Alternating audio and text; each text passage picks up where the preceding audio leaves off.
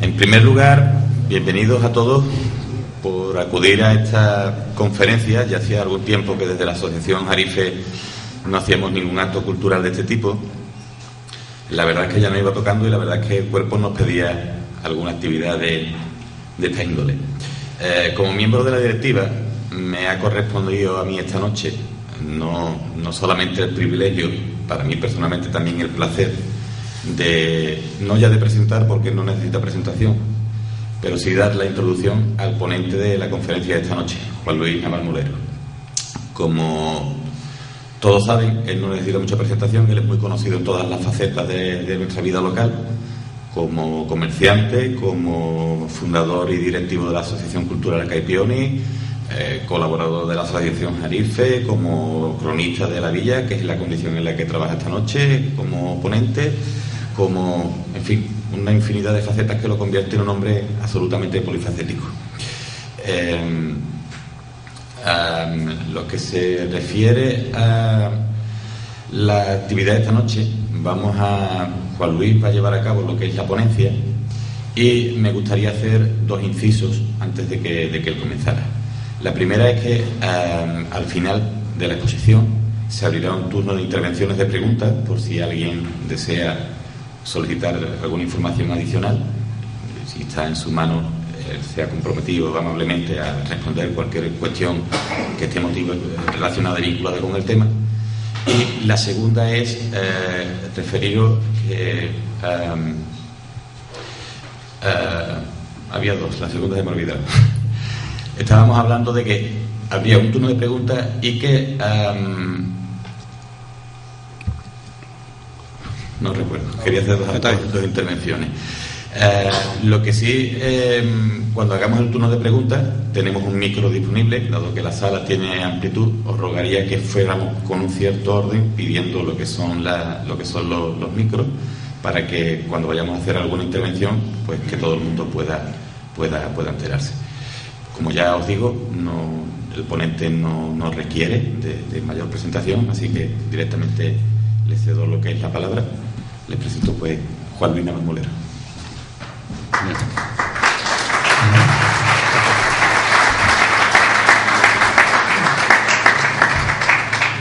Buenas noches.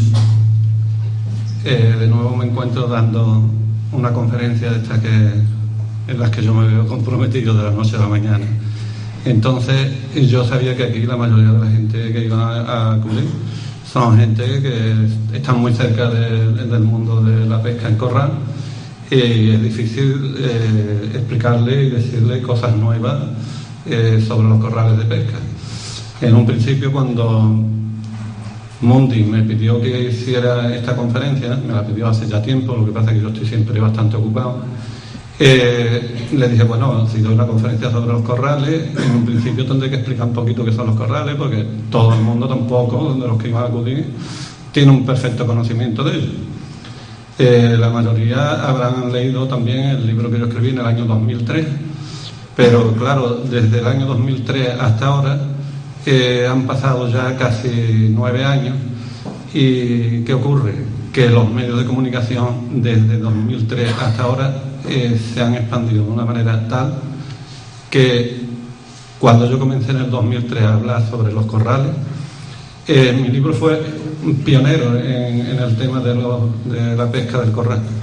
Y cuando yo escribía en internet prácticamente no había documentación ninguna. Hoy es al revés. Hoy hay una documentación tan extensa que yo mismo me he quedado asombrado de la cantidad, que ahora lo veremos a continuación, la cantidad de corrales que ha habido, porque en la mayor parte de los sitios ocurrido, igual que en Chipiona, que en el momento que llegó entre los años 50 y 60 del siglo pasado, la pesca en corrales dejó de funcionar, como lo sabéis todos, porque no es rentable.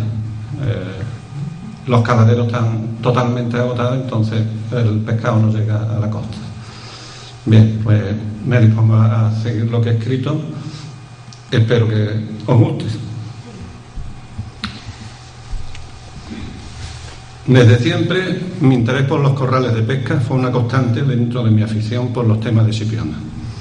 En mi infancia, estos corrales formaban parte del decorado del ámbito donde me movía.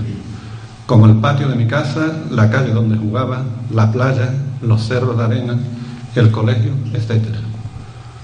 En la playa, a todos los niños de mi época nos gustaba estar en ellos. Pasábamos el tiempo junto a ellos, unas veces viendo cómo el propietario los cataba, otras mariscábamos nosotros mismos en ellos. Pescamos por primera vez en nuestras vidas en ellos. En sus cercanías jugábamos al fútbol y muchas veces le dábamos la vuelta a la pared del corral como un simple entretenimiento y sin saber lo más mínimo de lo que suponían ni de la importancia que tenían. Con el paso del tiempo comencé a preocuparme por ellos cuando los veía destrozados y abandonados, ya que sus propios dueños no los cuidaban. Durante años llegué a pensar que, como otras tantas cosas de Chipiona, llegarían a perderse.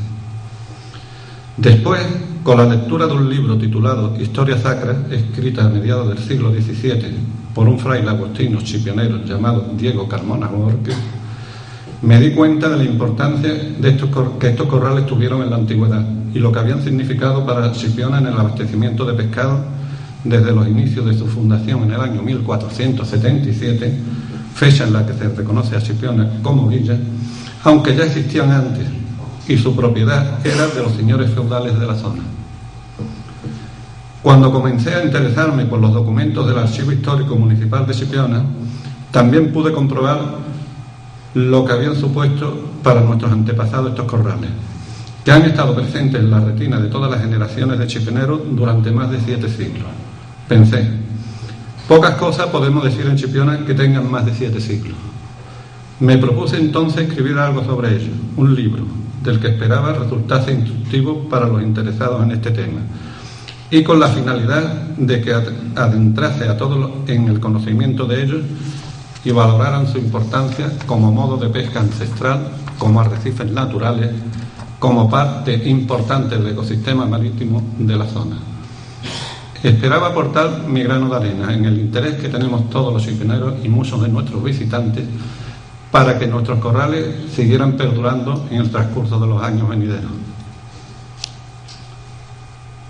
Un corral de pesca, según el diccionario de la Real Academia de la Lengua, es un atajadizo o cercado que se hace en los ríos o en la costa del mar para encerrar la pesca y capturarla. Es una curiosa supervivencia del arte de pesca de otros tiempos, que sigue utilizándose todavía en nuestras costas. Unas antiquísimas construcciones artesanas de pesca distribuidas a lo largo de nuestro litoral. La pesca en corrales es una técnica antiquísima que se ha conservado de generación en generación hasta nuestros días y que se practica solo en lugares donde la diferencia entre la pleamar y la bajamar es considerable. Cuando sube la marea, el corral se llena de agua y entran los peces, y al retirarse las aguas con la bajamar, estos quedan acorralados. Son recintos artificiales que se extienden por el litoral, cercados por una especie de muros construidos a base de piedras llamadas ostioneras, perfectamente encajadas unas con otras, en las que un conglomerado de moluscos, valvas de ostras, ostiones, lapas, escaramujos y otras especies que crecen sobre estas piedras actúan como argamasa, uniendo las piedras entre sí, dándole solidez y formando una pared con muros de 1,5 metros de anchura, que va ascendiendo en altura desde unos 50 centímetros en la orilla a 1,5 en la parte más adentrada. Forma una figura semejante a un semicírculo, desde la orilla hacia el interior del mar para volver de nuevo a la orilla. Como su nombre indica, acorrala a los peces en su interior. Su superficie suele ser de unos 30 o 40.000 metros cuadrados y hace las veces de escollera en la costa. Suelen estar construidos sobre lajas o plataformas de rocas planas que en muchos casos suelen quedar totalmente sumergidas en marea alta y en otros permanecen descubiertas en su porción próxima a la arena de la playa, extendiéndose en forma plana hacia el mar, debido a una erosión característica de esta zona.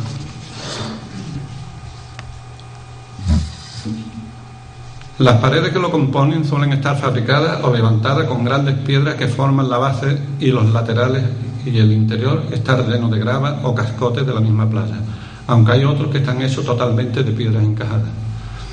El nivel que presenta la pared del corral con respecto al agua del mar es perfectamente igual, tanto en la punta del corral, en la rabiza, como en la parte más adentrada, de modo que cuando la marea comienza a bajar, los peces quedan sorprendidos y sin posibilidad de escapar por todos los lados a la misma vez. A lo largo del muro y en la base de este tiene practicados varios caños o compuertas que están cerrados con un zarzo o rejilla fabricado antiguamente de sarmiento para dejar salir el agua y retener los peces que penetran en el corral con la subida de la marea e impedir su salida cuando la mar baja. En el interior de cada corral se encuentran cuartelillos, corralillos chicos, atajos, solapas, piélagos y cascajeras, y en los que se van quedando acorraladas las distintas especies. Por su situación cercana al río Guadalquivir, la aportación de nutrientes, la abundancia de rocas que sirven como refugio y soporte de algas y alevines, y la temperatura media del agua, se produce un hábitat idóneo para la cría y reproducción de numerosas especies marinas, aunque en teoría en ellos pueden introducirse cualquier pez. Existe una amplia variedad de especies que se pueden capturar en los corrales, principalmente peces, cefalópodos, moluscos y crustáceos. Estas especies utilizan los corrales como zonas de desoves, desempeñando un importante papel ecológico en el ciclo de la vida del entorno.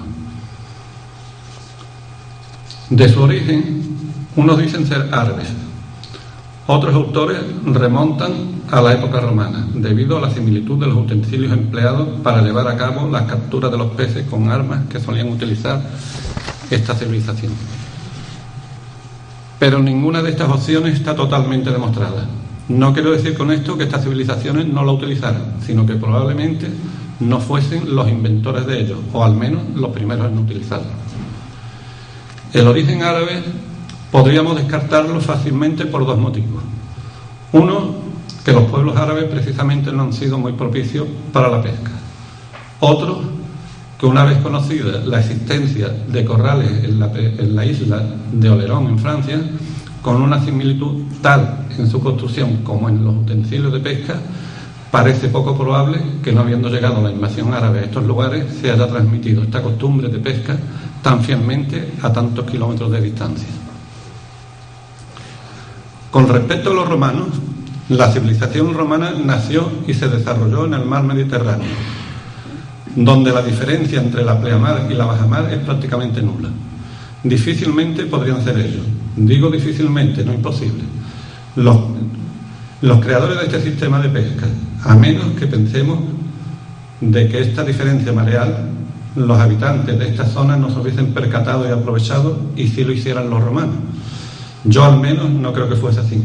Pienso que los habitantes del lugar conocerían mejor esta circunstancia que los extraños, por lo que no deben desdeñarse la posibilidad de tener su origen en una civilización aún más antigua, al ser un sistema de pesca muy primitivo y más propio por sus residuos en las costas atlánticas, donde sí existieron. Del mismo modo, podríamos desdeñar las demás civilizaciones mediterráneas, tales como fenicios, griegos y cartagineses. Siendo así, podríamos remontarnos a otras civilizaciones, en este caso a pueblos atlánticos como túrdulos, turdetanos, celtas e incluso tartesos.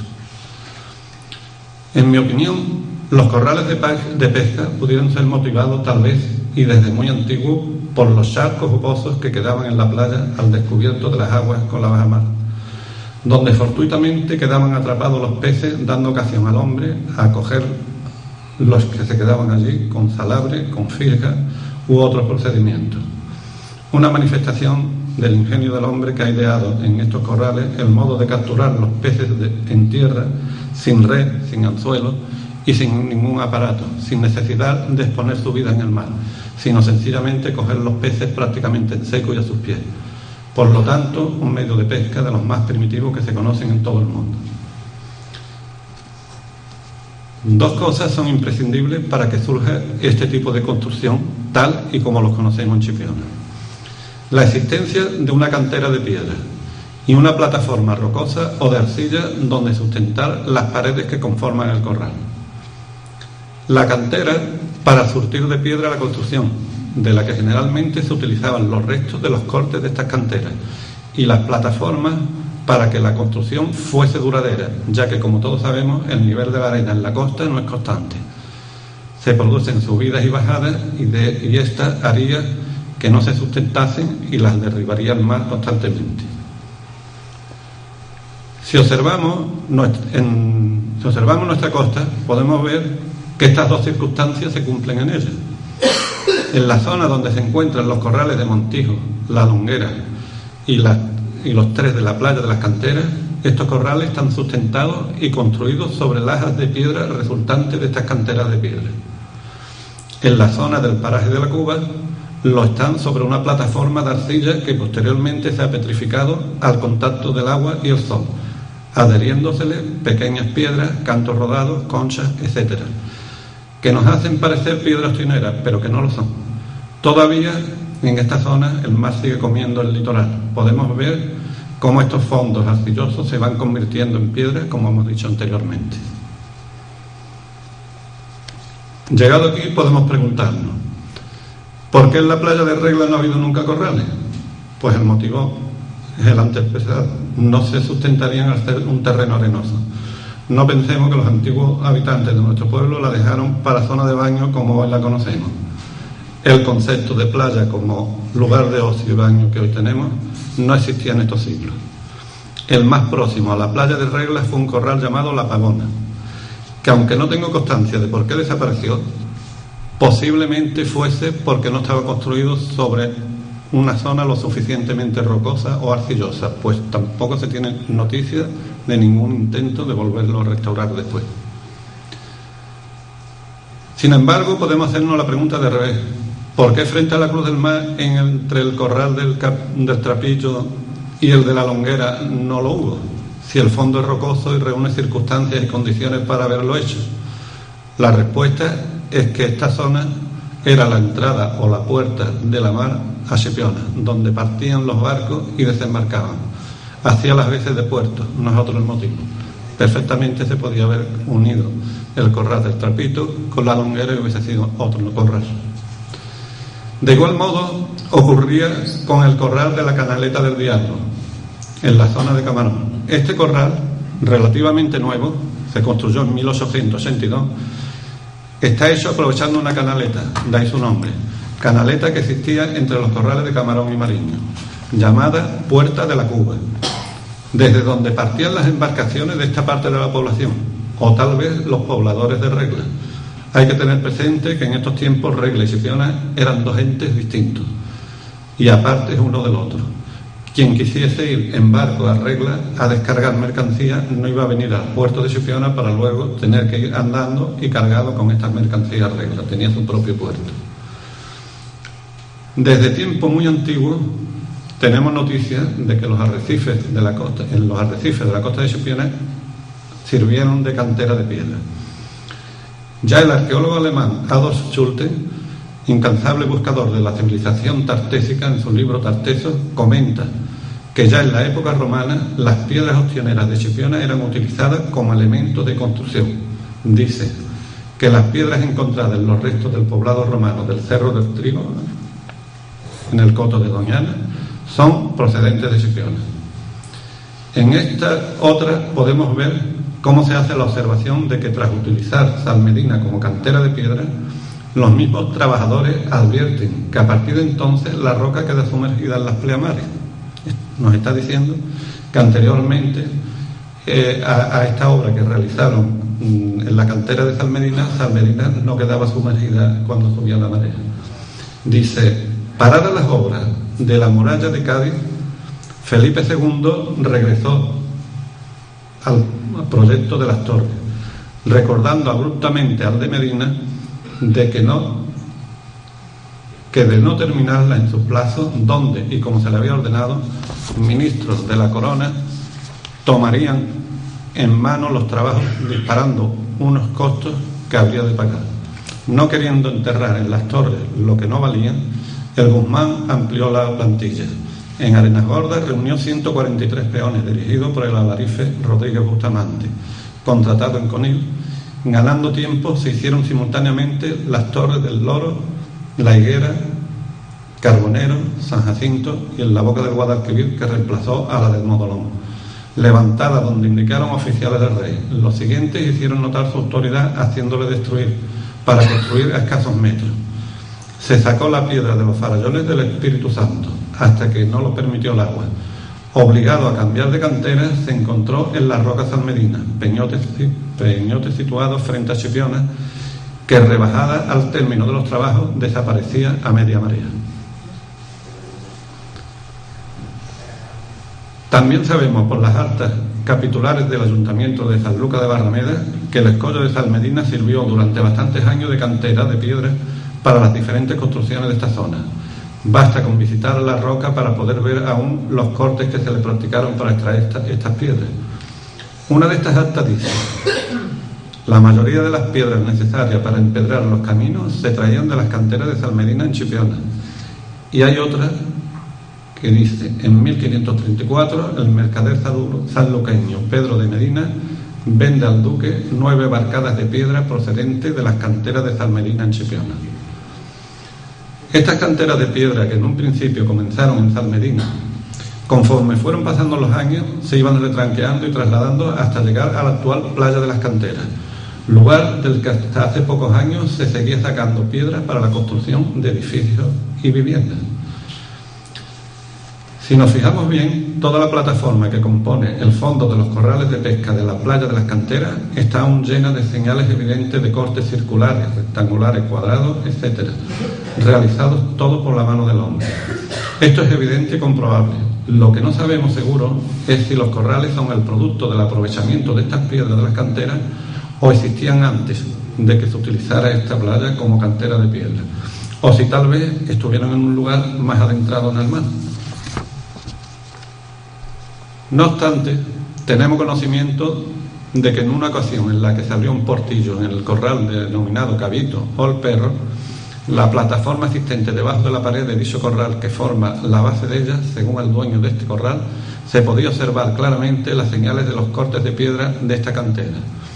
Esta es una prueba clara de que al menos este corral es posterior a la cantera de piedra, cantera existente en la mencionada zona y que la pared se construyó después. Todo ello hizo que nuestros corrales sirvieran de cantera de piedra durante muchísimos años. Dentro del recinto de cada corral, por lo que mencionan las actas capitulares, existían grandes piedras que se fueron eliminando a consecuencia de su utilización como material para la construcción, no solo de casas y edificios en Chipiona, sino también de los pueblos circunvecinos, llegándose a utilizar para la construcción del puerto de Bonanza, del faro de Chipiona, del actual cementerio, del muelle de Chipiona, empedrado de calle y otros muchos edificios. Además de la piedra ostinera, se extraían otras piedras calizas para la fabricación de cal, para las caleras locales y localidades próximas. De la documentación existente podemos ver cómo en un principio la mayoría de los corrales pertenecían a la iglesia, a la parroquia, al convento de Regla y a otras iglesias de poblaciones cercanas, como Sanlúcar de Barrameda, Jerez de la Frontera, y a personas pudientes. Posteriormente, con la desamortización por el Estado de los bienes de la iglesia, fueron pasando a propiedades particulares. Por lo general, el catador o los catadores eran pobres mariscadores que tenían arrendado a estos propietarios el corral y lo cataban a un tanto por ciento de lo que se capturaba. Los corrales de nuestra localidad llegaron a tener en tiempo una actividad importante, de ahí que su propiedad estuviese inscrita en el registro de la propiedad en escrituras públicas, como si de tierras de labor se trataran, estando sujetos a compras y ventas, llegándose a veces a permutar por propiedades como tierras de labranza o viviendas, y pagándose el impuesto general sobre transmisiones patrimoniales. Hasta hace poco eran concesiones administrativas de una superficie del dominio público marítimo terrestre de la Dirección General de Costas para la explotación de su pesca, estando sujetas a inspecciones como establecimiento acuícola que eran por la Consejería de Agricultura y Pesca de la Junta de Andalucía. Pero a raíz del año 1988, con la aplicación de la nueva Ley de Costas, han pasado a ser espacios de bien público, dependientes de los ayuntamientos, aunque la propiedad de ellos está inscrita aún a nombre de particulares. Los corrales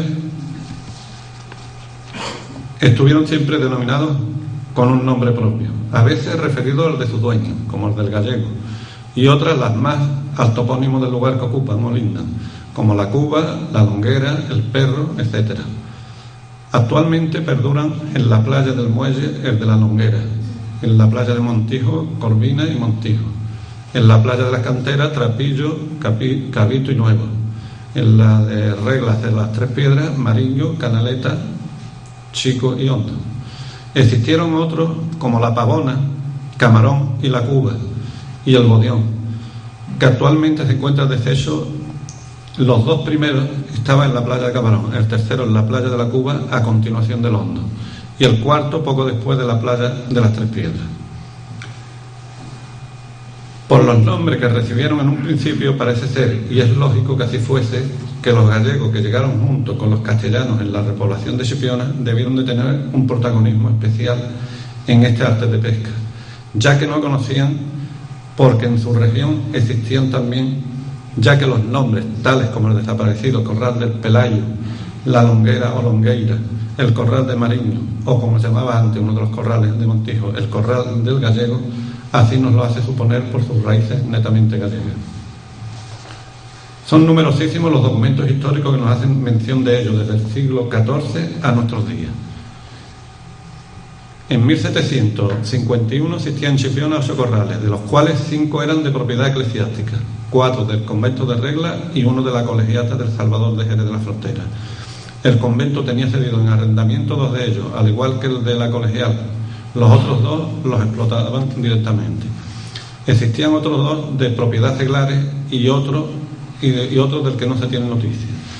Hay 10 personas que figuran en el catastro como arrendadores de corrales y mariscadores en los mismos. Sin embargo, 10 años después, en 1761, aparecen solo 3 personas dedicadas a los corrales y 7 de estas explotaciones pesqueras.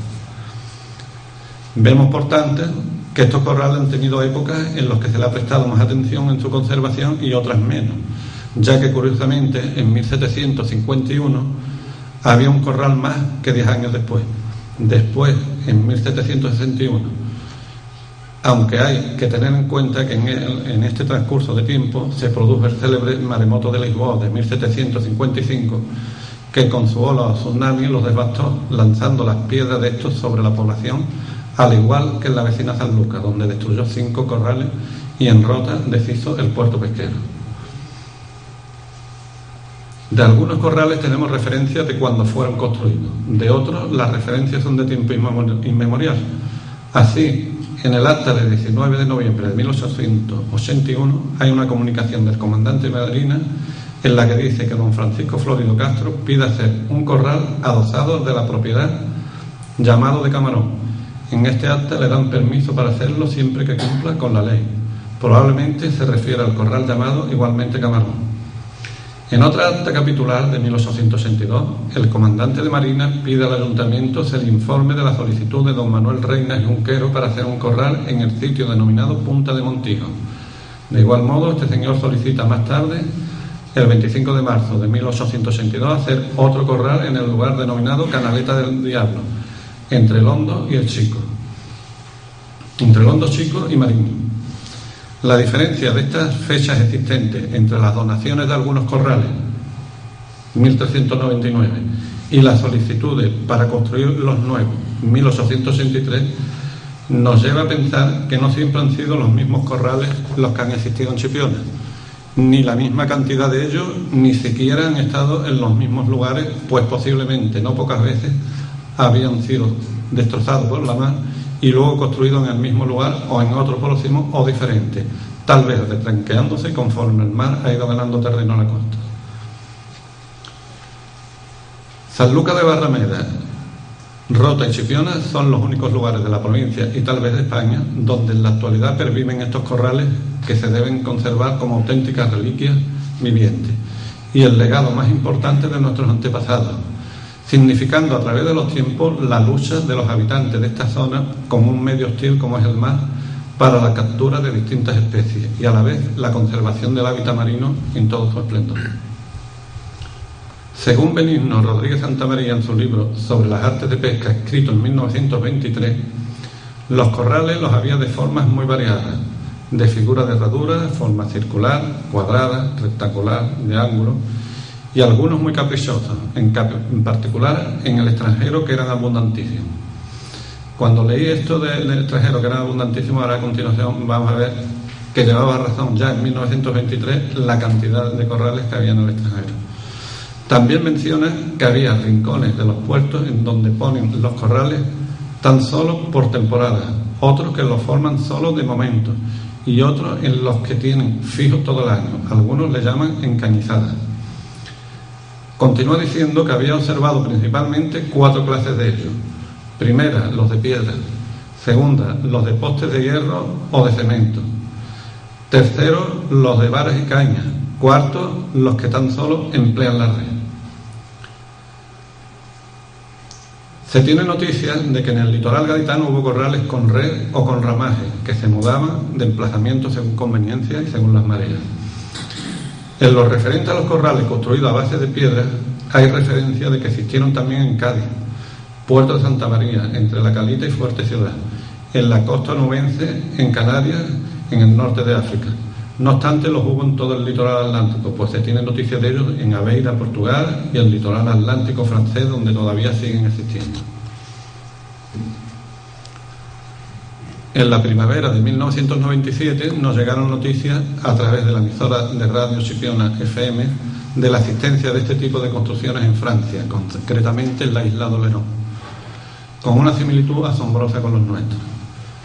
De las conversaciones que se mantuvieron con estas personas de Francia, pudimos llegar a la conclusión de que el origen de nuestros corrales y los suyos, tan lejos y tan idénticos, no podían estar en la civilización árabe, pues mientras que en esta zona fuimos dominados por ellos, en Oléron y sus alrededores no llegaron a ser dominados por los musulmanes.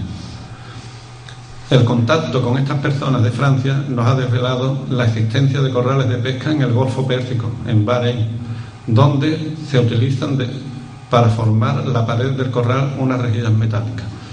En un principio empleaban para su construcción las estacas de las hojas de palmera y una red adosada a esta. Su forma difiere de la semicircular de nuestros corrales y los franceses. Tienen forma de flecha que se adentran en el mar.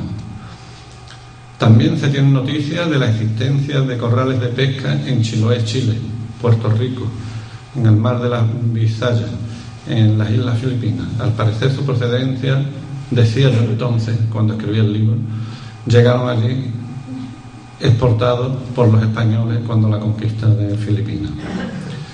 Hasta aquí aproximadamente lo que sabíamos en el 2003 sobre la existencia de corrales de pesca en el mundo.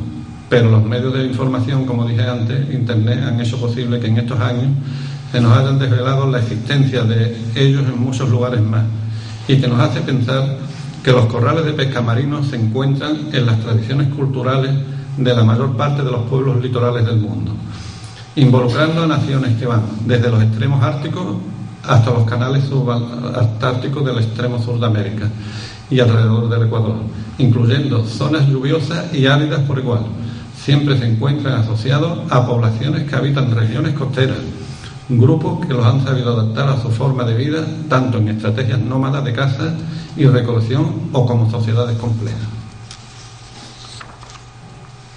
En América Latina y en el Caribe existen registros de corrales de pesca que fueron observados y asociados a grupos indígenas a la llegada de los españoles, persistiendo su uso hasta tiempos históricos en países como Panamá, República Dominicana y Puerto Rico. Pero si en algún sitio existen corrales en cantidad y de todos los tipos y formas, ese lugar es Chiloé. Hace 2 años aproximadamente tuve ocasión de poder leer un libro sobre los corrales de pesca en Chiloé.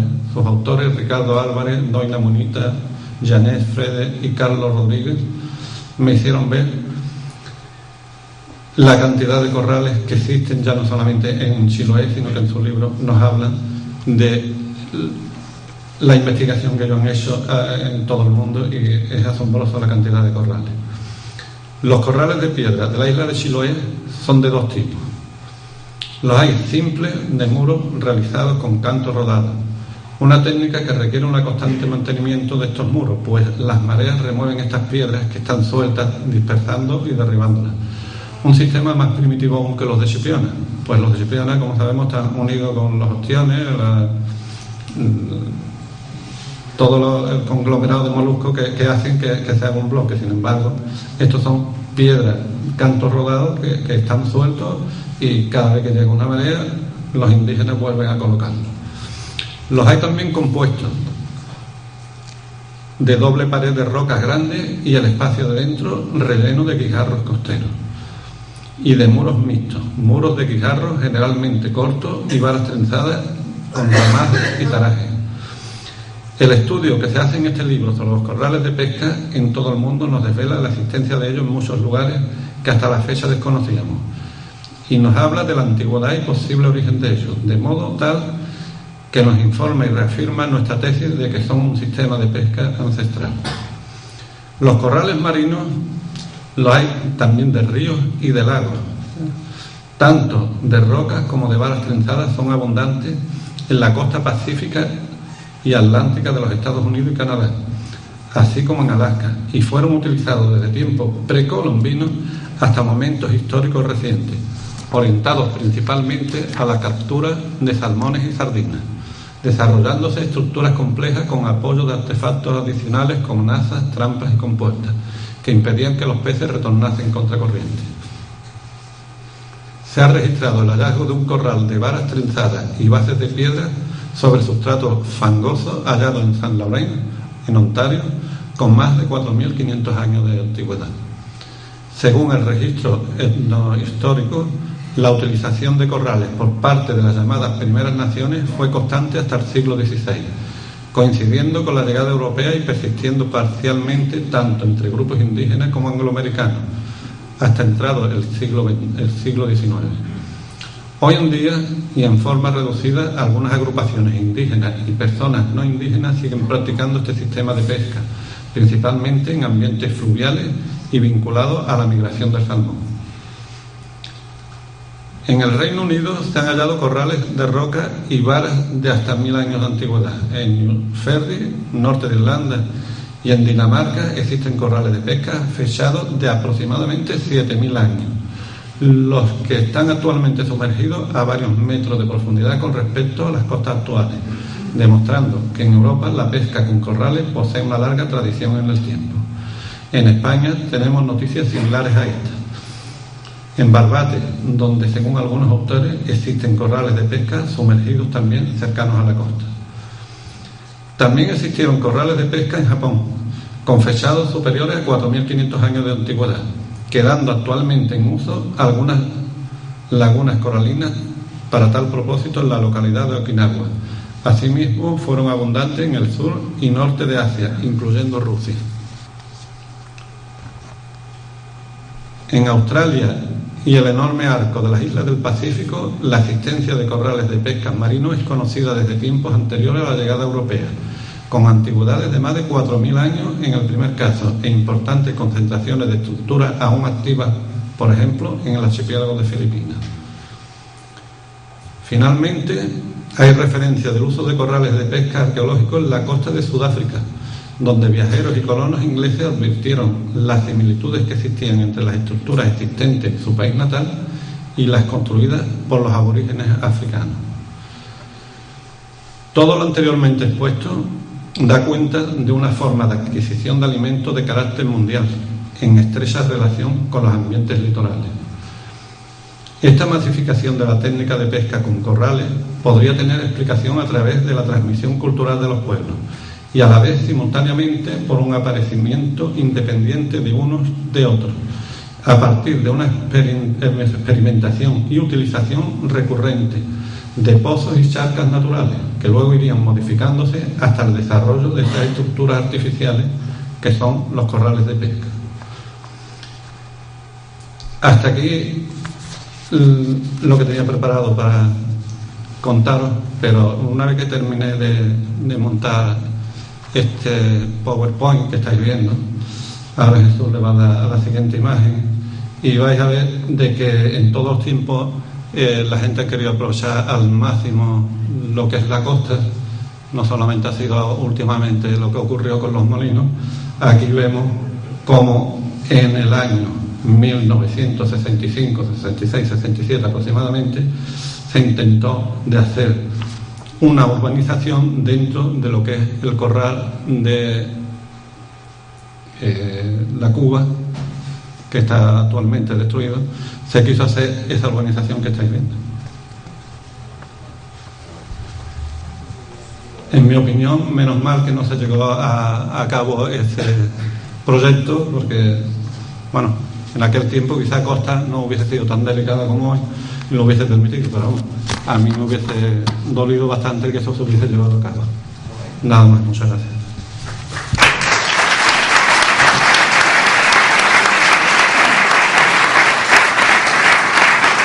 Impresionante esa foto, ¿eh? Impresionante esa foto. Creía que ibas a sacar la de la tabla marina esta que te habían mandado recientemente. Cuando dijiste, no, todo el tiempo. Se me ha olvidado de mandártelo.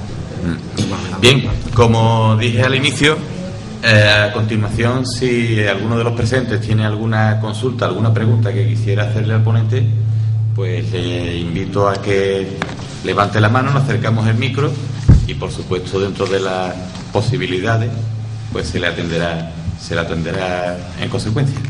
¿Hay alguien que tenga alguna cuestión, alguna consulta, alguna observación que gustaría hacer? ¿Nadie? Esto empieza a parecerse a las asambleas generales de Jarife, está todo el mundo siempre muy conforme. ¿Nadie tiene ninguna consulta? ¿Todo el mundo le ha quedado perfectamente claro? Bien. En ese caso me gustaría llamar a la mesa al presidente de la asociación, Joaquín, si se encuentra por aquí en la sala. Bien.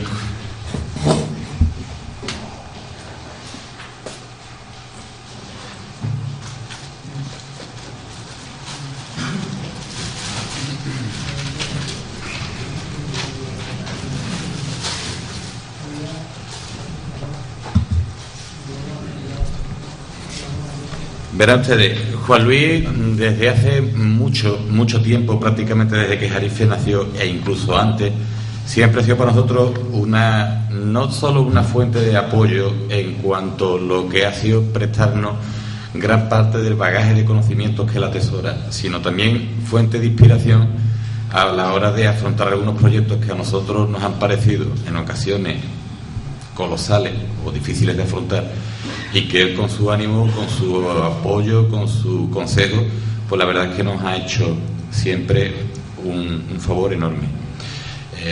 Dado que esta noche además se ha prestado graciablemente a dar esta conferencia, hemos querido aprovechar esta ocasión pues para tener públicamente con él un detalle que quizás hacía mucho tiempo que tendríamos que haber tenido, pero por distintas circunstancias pues lo hemos ido demorando en el tiempo.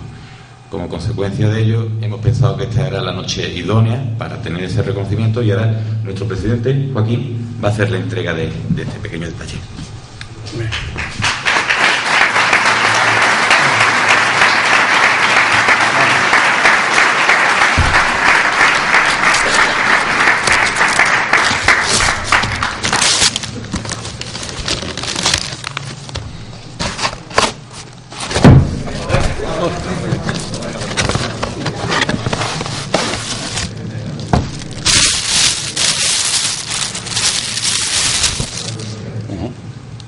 No, pondré vale. La Asociación de Mariscadores de Corrales.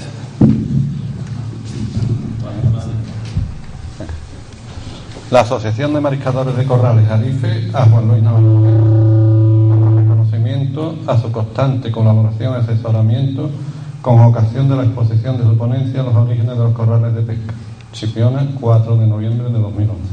Muchas gracias.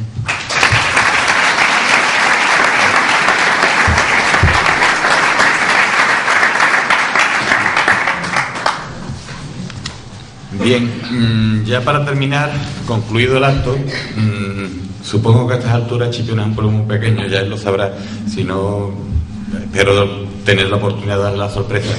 Siempre que hacemos una actividad de este tipo, nos gusta invitar, una vez terminado el acto, al ponente pues a una sencilla cena que organizamos en su honor.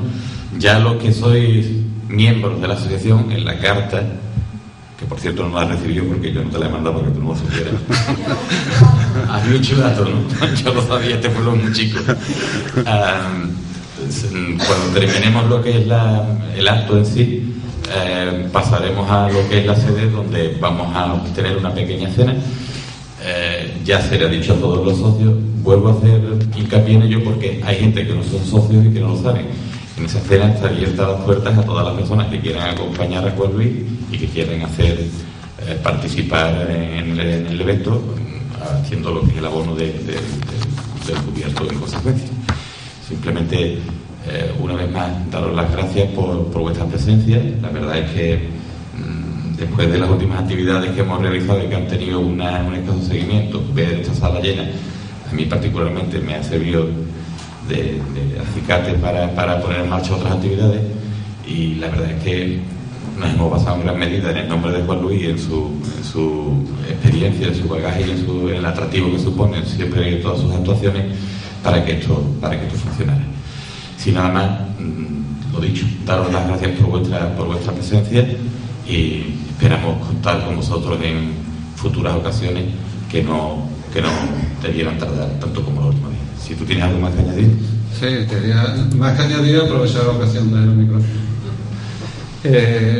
Quería comunicarle a todos los que están aquí, y sobre todo los que siguen la trayectoria mía en lo que es la historia de Chipiona, de que para el próximo día 18, es decir, dentro de 2 semanas, vamos a presentar la Asociación Cultural Quequione un nuevo libro de Chipiona que se llama 3 documentos para la historia de Chipiona. Uno es la Carta Puebla, otro es el censo de 1523, que es el primer censo existente en Chipiona, y el otro es el catastro de Ensenada, también de Chipiona, con todas las propiedades. Entonces, es un libro que recoge 3 documentos de los más importantes y más antiguos que hay en Chipiona, que sirven para tener un conocimiento de los libros que vamos a sacar después a continuación. Aprovecho la ocasión para que lo sepáis. El día 18 ya pondremos, no sabemos todavía el lugar donde se va a celebrar, y haremos la presentación del libro. Estáis invitados todos. Muchas gracias.